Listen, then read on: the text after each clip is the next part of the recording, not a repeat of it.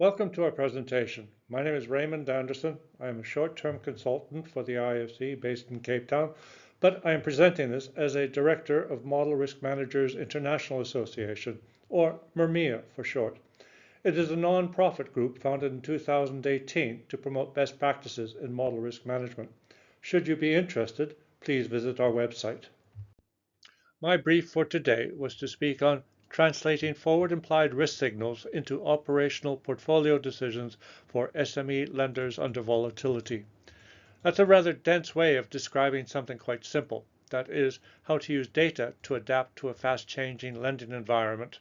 The topic sits on the edge of our traditional focus. It relates not to model risk management itself, but to how we use forward signals to address systemic risk, which may or may not involve models.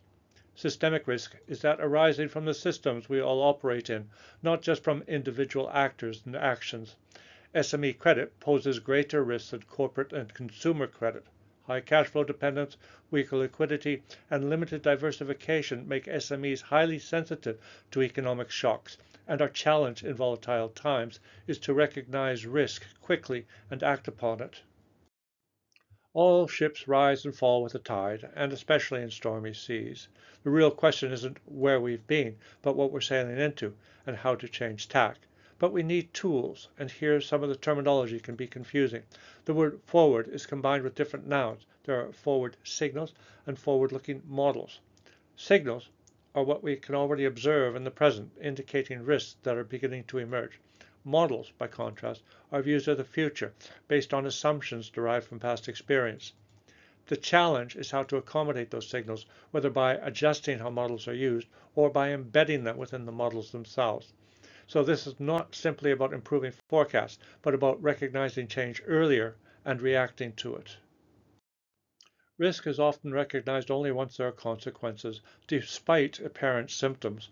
That was especially true when human judgment ruled, but it persists in most models. They operate like robots with eyes in the back of their heads. They're built on historical data and assume that the future will be like the past. That works until conditions shift, and when they do, the problem isn't measurement, it's our timing. Forward signals allow us to recognize change while there is still time to act. But to use them effectively, we need to understand how systemic risk develops at portfolio level. It is not bottom-up from the borrower. It starts in the environment, moves through sectors and segments, and only then becomes visible at the individual level. To act earlier, we must follow risk through the system. But what are we looking for?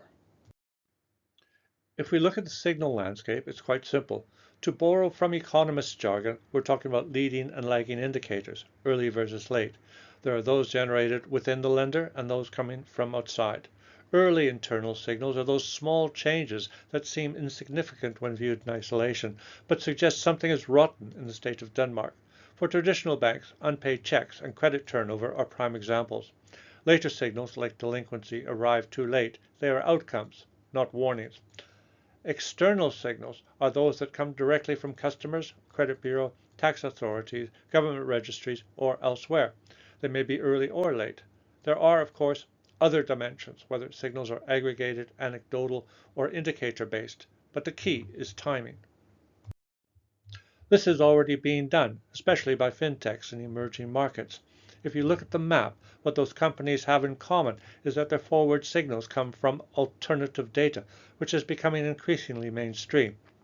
Data types include mobile, e-commerce, supply chain, taxation, and satellite imagery. But what do they actually signal?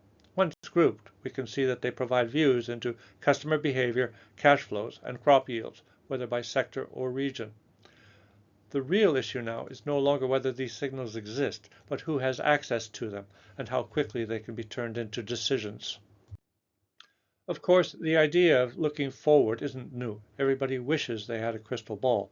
But scenario analysis was the closest we could get. It became popular in the 1980s after helping Royal Dutch Shell navigate a couple of oil crises, and can be seen either as an alternative or complement to static PD LGD modeling. The basic idea is simple, something akin to iterative hypothesis testing, but it requires considerable time and effort to do properly. Most mere mortals will be lucky to get as far as step 3, building the scenarios. But once there, forward signals can help identify which road we may actually be traveling down. The challenge then becomes one of converting forward signals into a coherent view of segment-level risk to see where stress is building. In isolation, they are just pieces of information, or more often than not, just more dashboards to look at. Instead of individual exposures, you see how segments are evolving.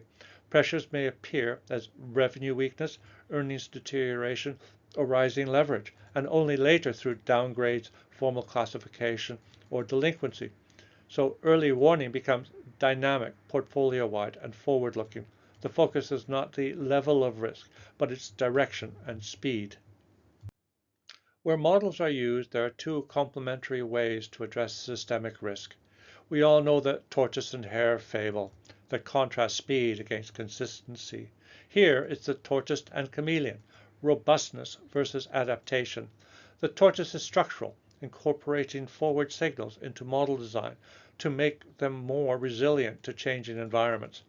The chameleon is operational, updating how models are used as conditions change, integrating signals into portfolio views and decision processes.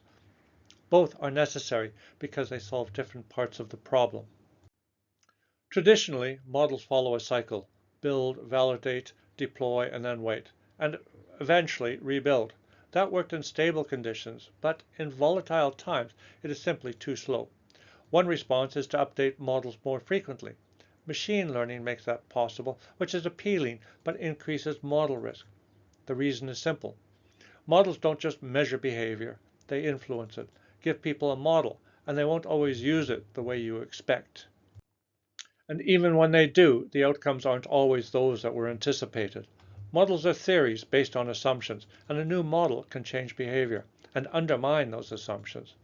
Continuous updates can create even larger unintended outcomes, a kind of butterfly effect. A more controllable approach is the preferably automated adjustment of thresholds within predefined limits. Responses can then keep pace with emerging signals while the underlying model continues to provide stability. Defining how those thresholds adjust the rules, triggers, and limits becomes a modeling exercise in its own right, a layer on top of the core model, but it's worth it. The core model is then recalibrated less often under governance with monitoring to distinguish between short-term noise and real structural shifts. We want systems that adapt, but not so quickly that they react to every gust of wind instead of real changes in the weather. This is a conceptual shift, not just an operational change. We've moved from a single approval decision to a continuous system running across the credit lifecycle. Signals are detected, translated into a portfolio view, interpreted through rules, and turned into actions, whether adjustments to approval thresholds, the triggering of interventions, or restructuring decisions. But they all come from the same signals moving through the same system. And importantly, this is not about a fully automated reaction. The rules embed governance. Decisions operate within predefined limits, with clear triggers for review or escalation when those limits are breached. Decisioning is no longer a point-in-time activity. It is a continuous managed process, and in practice, that's exactly what leading institutions are now building. At its core, this is an age-old process. You receive information, you interpret it, and you act. What's changed is the nature and flow of the signals, continuous, timely, and more detailed.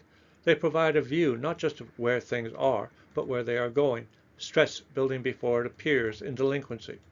The difference is not the process, it is how consistently and quickly it is applied. Decisions are no longer episodic or manual, but applied portfolio-wide in real time. And importantly, institutions distinguish between signal and noise. Small changes are absorbed automatically within defined limits, while larger shifts or the accumulation of smaller changes trigger review and intervention. In closing, risk isn't something we measure after the fact. It forms in real time.